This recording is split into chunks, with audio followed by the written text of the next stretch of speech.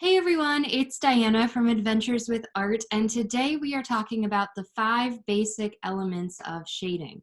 But before we get started, please hit that subscribe button. Keep coming back to Adventures with Art for more art basics, art tips in general. We love to talk about Procreate and digital art, as well as how to make money with your art, which is always a great thing. So hit that subscribe button and keep coming back. All right, so shading is really important.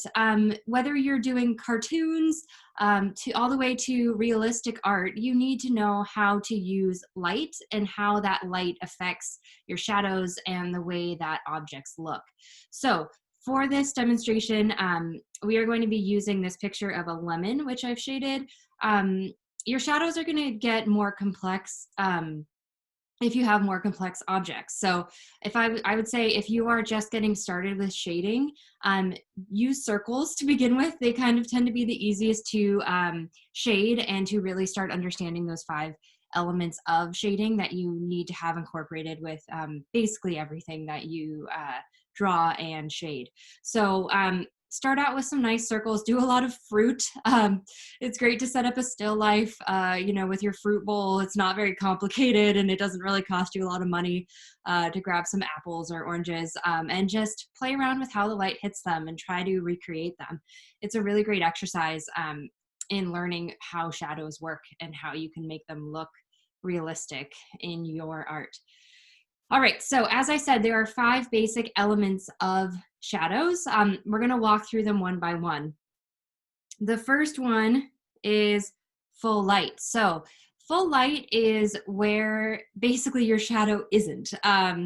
This is when your light source is directly hitting your object, and this is where it's the strongest. As you can see in the drawing, this is where the lemon is basically white. There's some yellow in there, but it's a really strong light and it's essentially washing out all of the color. This is where that light source is going to be the strongest. Sometimes if you have really dramatic shadows, you won't have really any color at all. It'll be so bright. So this is a really great thing to figure out first, because this is going to be the epicenter of your shadow.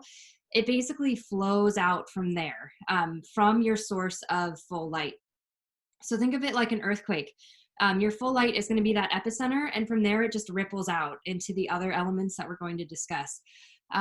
Whenever you start working with shadows, you need to know where your light is coming from. This can be complicated if you have a lot of light sources going on. If you're outside and it's a really sunny day, and then there's a lot of elements, maybe blocking the light, like with trees that are creating some funky shadows, or if there's a ton of just direct light, it can be tricky to figure out where your light is coming from.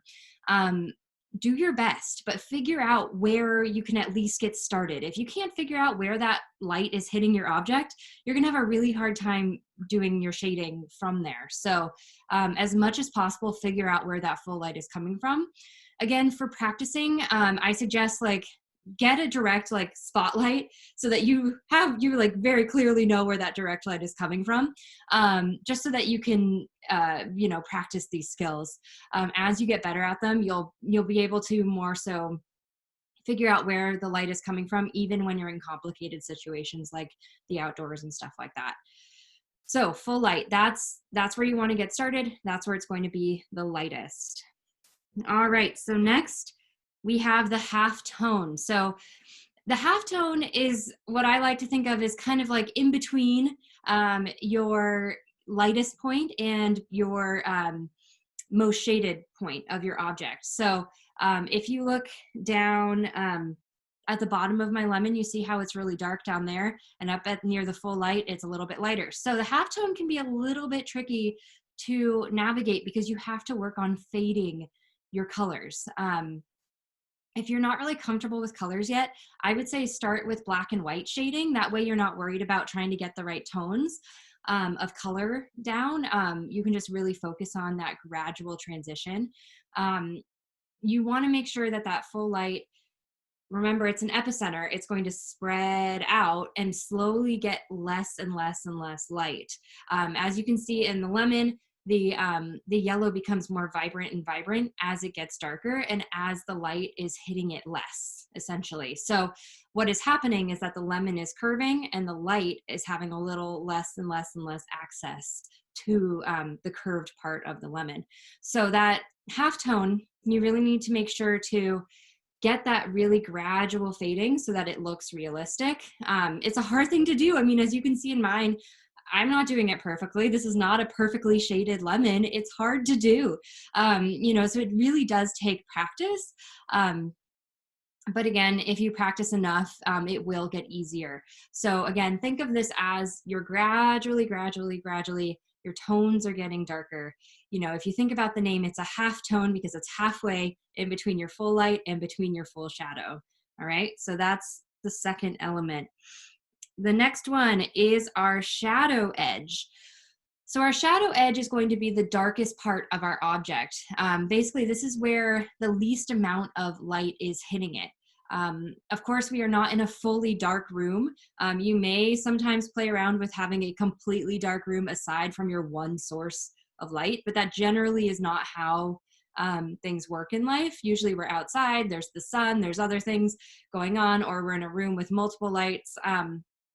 And so it's not like this shadow edge is going to be in complete darkness and obscurity. And even so, your direct light is going to have a little bit of light on it, but this is the point where it's going to have the least amount of light on it. As you can see in the drawing, this is where that yellow is the most vibrant and it's the darkest. So this is really where you want to have those dark tones, where that yellow is the most saturated. Think of this as where that lemon is turning as far away from your direct light as possible. Okay, so next element. This is our reflected light. So this is not light that is coming from our direct source. So this is not the light that is causing our full light tone down there. This is actually reflected light coming usually from the surface that the lemon is sitting on. So it's basically what's happening is that there's some light hitting the table behind the lemon and it gets bounced back up onto the object, okay? In this case, the lemon. That's gonna create a tiny little bit of light there on the edge of this lemon. It's not going to be as bright as the full light because theoretically our full light is going to be a very bright direct source of light, whereas this reflected light is mainly just light that gets caught up, you know, in the environment behind the lemon. So it's not going to be as bright as the full light, but it's an important element to include because as you can see, it differentiates the object from the shadow next to it. So it creates that good three-dimensional feel of like, yeah, this is a round object. It's also sitting on a different type of surface. It adds more of that 3D kind of character. And it's also something that exists in real life. So it's important to include it in your drawings, especially if you're doing realistic work. You know, when it comes to cartoons or more kind of like flat illustrations, you know, reflected light may not be something you're going for, but it's an important element to keep in mind because it does make up this full picture of what a shadow really is. All right, so we have come to what a lot of people consider to be the shadow.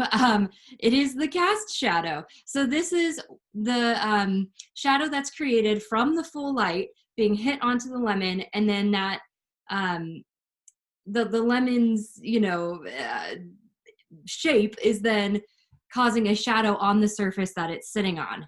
So this is the cast shadow. As you can see, it starts out really dark along the edge of the lemon, like right where that reflected light line is, and then it kind of fans out in a nice gradient. This is another thing that can be hard and a little tricky to navigate. The shape of it can be a little bit tricky, and the shape of it will depend on where your light is coming from.